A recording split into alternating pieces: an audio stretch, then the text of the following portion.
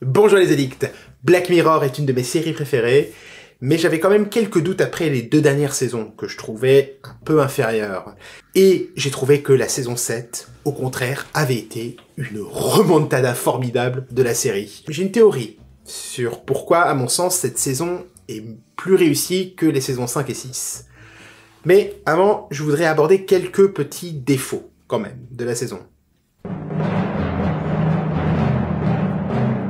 La première, c'est que je trouve que Charlie Brooker, le créateur de Black Mirror, se focalise un petit peu trop sur le même thème, ce qui est tout simplement le transfert d'esprit. Est-ce qu'un clone, souvent généré par IA, a autant de vie qu'un être humain?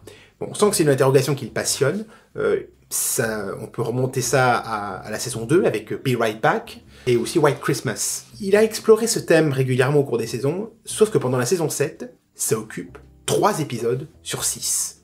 Pour une série qui veut quand même explorer les possibles futurs dystopiques de notre société, notre rapport aux écrans, à la technologie, se concentrer surtout sur ce thème, j'ai trouvé ça un peu dommage. Surtout dans le cas du sequel de USS Callister. Mais ça, je vais y revenir. Le deuxième point, c'est que je sais que c'est compliqué pour Charlie Brooker de se renouveler. Il a fait 30 épisodes, à peu près, un peu plus, de Black Mirror, donc ça devient de plus en plus difficile de se renouveler. Je pense aussi qu'il peut être aussi assez déprimé du fait que plusieurs de ces épisodes ont une portée prophétique. Voilà, je pense par exemple à Nosedive. Le principe de Nosedive était implanté par la Chine, donc plus ou moins. Je peux comprendre que ça le déprime, qu'on se sert de ces avertissements comme un mode d'emploi.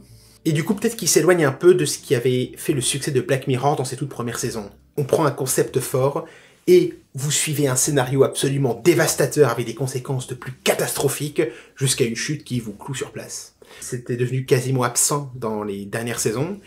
Et dans la saison 7, on retrouve un petit peu cette patte, notamment dans Common People et Eulogy, qui sont à mon sens les 2 épisodes qui se rapprochent le plus de la première période, la grande période de Black Mirror. Je pense qu'on va plus vraiment retrouver en permanence le style, la vibe qu'avait Black Mirror à ses débuts. Ces réserves faites, j'ai adoré cette saison 7 de Black Mirror, et je pense que ça vient du fait que cette saison est vraiment retournée aux sources de sa grande inspiration qui est la 4e dimension.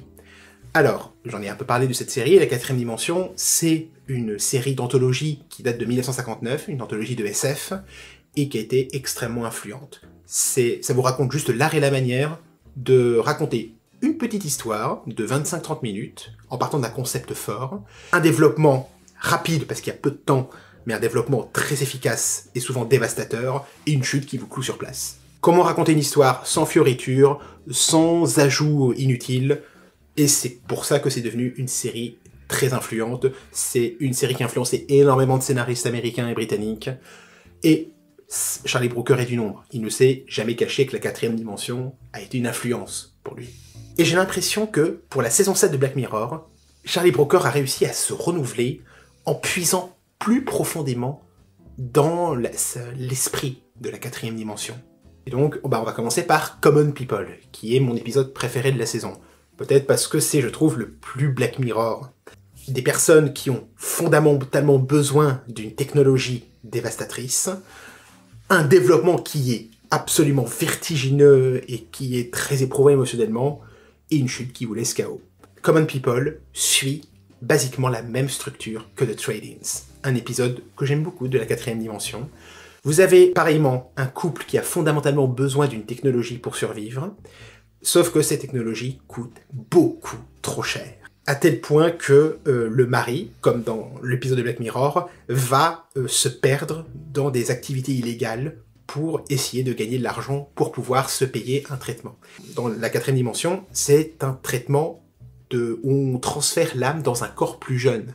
Si ça vous rappelle Altered Carbon, bien sûr. C'est une obsession de la SF depuis pas mal de temps, c'est juste que la 4e dimension prédate Altered Carbon. Common People se lit comme une sorte... Allez, on prend la structure de The Trade-ins, on met notre propre concept à la place, et vous avez un résultat brillant, Alors, c'est beaucoup plus horrible dans Black Mirror, parce que Black Mirror aime être horrible. La quatrième dimension, là on a une chute qui est plutôt mélancolique. Lorsqu'on puise à une source aussi brillante, aussi merveilleuse que celle-là, bah on ne peut qu'être sur le bon chemin. Et c'est confirmé avec Bête Noire. Pour Bête Noire, il faut que je parle d'un auteur de SF qui est assez connu, qui est Richard Matheson. Si vous avez vu Je suis une légende, par exemple, bon, bah, c'est lui qui a écrit le roman original. C'est aussi lui qui avait écrit le scénario de Duel, le premier film de Spielberg. Grande figure de la SF, et c'était un des auteurs majeurs de la quatrième dimension. Et ses scénarios tournaient souvent autour d'une seule idée, mais qui est très efficace, c'est vous prenez un kidam qui a rien demandé, et soudainement, la réalité autour de lui se dérègle. Et il essaie de s'agripper comme il peut pour empêcher la réalité de s'écouler entre ses mains. Et Bête Noire, qu'est-ce que c'est? C'est complètement ça. Vous avez une femme qui vit son quotidien, et bizarrement, la réalité ne correspond plus à ce qu'elle connaissait. Elle n'arrête pas d'être réécrite, elle n'arrête pas d'être changée à son désavantage. Et pourtant, ça ne sonne jamais comme un clone de la quatrième dimension ou un clone de 1984. Il a l'art de capturer ses influences, mais de s'en servir pour faire un truc de vraiment original. Vous ne serez donc pas surpris si je vous dis que Bête Noire s'inspire beaucoup d'un épisode de la quatrième dimension qui s'appelle A World of His Own. Dans A World of His Own, vous avez une personne qui est capable de remodeler la réalité juste en la dictant à une sorte de magnétophone de l'époque. Si vous avez vu l'épisode, vous voyez les points communs. On retrouve la même recette que dans Common People. On prend la structure de cet épisode et on s'en sert pour faire Bête Noire. Après, je trouve que la chute de Bête Noire est très bien, mais elle me rappelle pour le coup davantage un épisode d'X-Files qui s'appelait 4D. Après, je trouve qu'il y a une autre influence qui est normale. Brooker est un auteur britannique. Et si je vous demande de me citer un grand auteur de SF britannique, vous allez surtout me citer George Orwell. Parce que réécrire le passé, réécrire la réalité de manière à ce qu'elle plaise à une personne puissante, bah ça évoque évidemment 1984. Alors pour Hôtel Rêverie, Brooker revient à ce thème qu'il a peut-être un peu trop utilisé, qui est le transfert d'esprit, et est-ce que les clones ont une vie légitime comme les êtres humains. Là où je trouve le côté répétitif s'estompe, c'est parce qu'il s'en sert au moins pour faire autre chose. Il s'en sert pour faire une belle histoire d'amour, une terrible histoire d'amour. Ce qui est différent par exemple du traitement du deuil dans Be Right Back, ou de la torture sadique de White Christmas. Et vu que c'est un grand romantique, il nous refait le coup de San Junipero avec une belle histoire lesbienne qui se déroule dans un univers SF. Et là, l'influence de la quatrième dimension revient encore à un épisode de Richard Matheson qui s'appelait A World of Difference. Sauf que là, Brooker est un peu plus malin. Dans A World of Difference, le concept c'est vous avez un homme qui vit sa vie de tous les jours, soudainement il entend « Coupé !» Il se retourne, il s'aperçoit qu'il est un personnage de film. Mais non, enfin, il a toujours vécu sa vie, il peut pas être un personnage de film, c'est un personnage réel. Et évidemment, c'est plus ou moins l'arc de Dorothy dans Hôtel Rêverie. C'est juste que Brooker commence à plutôt nous faire partager le point de vue de Brandy, l'actrice d'aujourd'hui qui est projetée dans ce film des années 40. Mais fondamentalement, ça suit aussi cette structure de cet épisode de la quatrième dimension. Et le pire, c'est que même si la fin est différente, dans les deux cas, dans la quatrième dimension et dans Black Mirror, on retrouve la thèse que, eh oui, bah peut-être que l'univers fantasmagorique, l'univers du cinéma, bah il est pas moins pire, il est peut-être même mieux que l'univers réel. Et d'ailleurs, pour bien appuyer l'influence de la quatrième dimension, il y a cette scène où Brandy se demande est-ce qu'elle ne voudrait pas finalement rester dans la pellicule, dans ce film. Et là, c'est inspiré d'un autre épisode de la quatrième dimension qui s'appelle The 16mm Shrine, où vous aviez une gloire vieillissante d'Hollywood qui est quasiment obsédée à l'idée de revenir dans les films où elle était, au temps où elle était jeune, quitte à ne plus être dans le monde réel.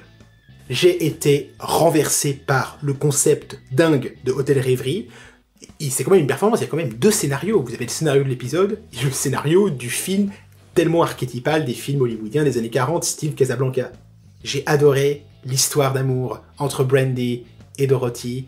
Tout sonnait juste. C'était souvent drôle aussi. Hôtel Rêverie, pour la troisième fois, s'inspire de la quatrième dimension Et ça fait un superbe épisode de Black Mirror, très original. Franchement, bravo. Pour Playthings, j'ai beaucoup aimé l'ode à l'empathie développée par Brooker. Parce que au-delà des catastrophes qu'il peut y avoir dans Black Mirror, ça reste quand même quelqu'un qui croit en l'humanité. Et j'ai bien aimé cette ode à l'empathie de ce gamer qui développe une affection folle pour des NPC, pour des personnages non joueurs d'un jeu vidéo. Alors là, l'influence de la 4ème dimension est peut-être un peu plus éloignée, mais on la retrouve dans un épisode qui s'appelle The Little People. C'est pas un épisode que j'aime beaucoup, la 4ème dimension, mais même structure. Dans The Little People, vous avez des astronautes qui atterrissent sur une planète qui n'est habitée que par des minuscules créatures. Et vous en avez un qui va développer une grande empathie envers ces créatures, et une autre qui va se comporter en tueur sanguinaire qui veut dominer ces pauvres petites créatures. Vous avez reconnu les deux points de vue des deux personnages de l'épisode, qui sont le héros et cette espèce d'ami bizarre vendeur de drogue qui lui va complètement délirer. Parce qu'il y a beaucoup de jeux vidéo qui nous questionnent moralement. Mais le fait de se demander à chaque fois « Ah, est-ce que ce personnage non-joueur n'a pas une vie en lui-même ? Est-ce qu'il ne mérite pas qu'on le traite avec tous les droits légaux d'une vie humaine ?» C'est déjà un petit peu plus rare. Undertale le fait très bien. Undertale est basiquement sur ça, ah oui, tu peux être ami avec toutes les créatures que tu rencontres, ou seulement ami avec certaines et en massacrer d'autres. Dans d'autres cas, tu peux massacrer tout le monde, et à la fin, tu as Megalovania qui te tourne dans la tête à vie. Évidemment, pour un gamer assumé comme Brooker, je pense que le lien du gamer au personnage non-joueur d'un jeu vidéo, ça doit le toucher. Alors encore une fois, ça touche au transfert d'esprit, à la vie digitale de clones ou de personnages non-joueurs.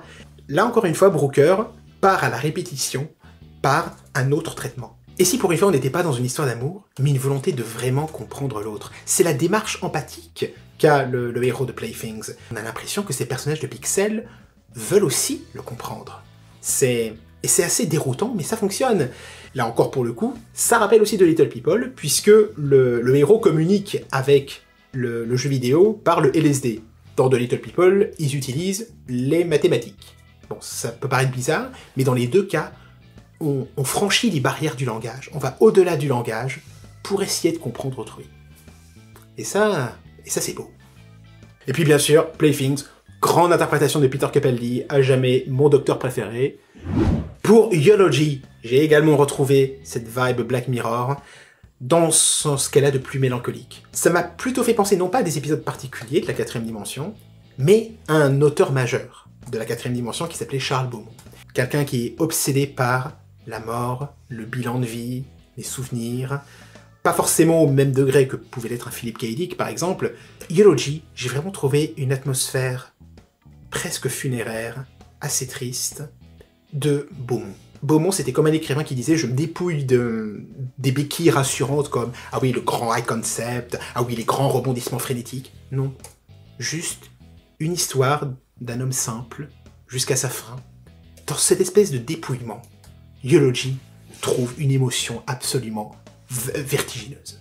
Parce qu'au bout d'un moment, la technologie au cœur de Eulogy, on finit un peu par l'oublier. On est vraiment juste dans l'exploration d'un homme qui, comme tout le monde, s'est menti sur ses propres souvenirs. Pour vivre avec lui-même, il a réécrit son passé dans la tête afin d'être voilà, le good guy, le mec gentil, à qui une femme a fait beaucoup de mal. Évidemment, plus on remonte, plus on constate que c'est plus complexe que ça. On aboutit à la fin à juste une tristesse absolue.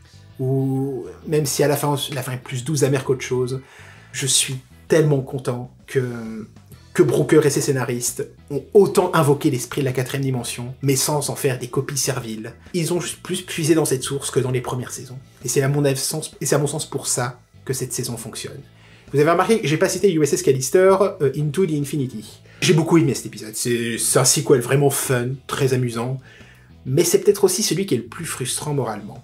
Parce que, dans le premier USS Callister, Charlie Brooker revenait encore au thème, ah oui, la vie digitale des clones, les transferts d'esprit, tout ça. Il en faisait une bonne thèse, au cœur d'un épisode qui parodiait Star Trek, mais dans Into the Infinity, la réflexion morale n'est pas plus poussée. C'est pour le coup, non, je pense qu'il voulait faire vraiment son film Star Trek à lui, et le côté questionnement moral, il ne fait que répéter ce qu'il a fait dans le premier épisode. Donc, c'est un peu décevant de ce côté, mais j'ai quand même pris mon pied dessus. Ça n'a rien à voir avec la 4ème dimension, je m'en moque, mais c'est peut-être révélateur que le seul épisode qui ne s'inspire plus vraiment de la 4ème dimension soit peut-être celui qui soit le moins satisfaisant moralement. J'ai beaucoup aimé, je vais pas me cacher. Mais toi, qu'as-tu pensé de la saison 7 de Black Mirror? Tu peux me le dire en commentaire, tu peux aussi me soutenir sur Tipeee si tu en as envie, et dans tous les cas, on se dit à bientôt. Salut!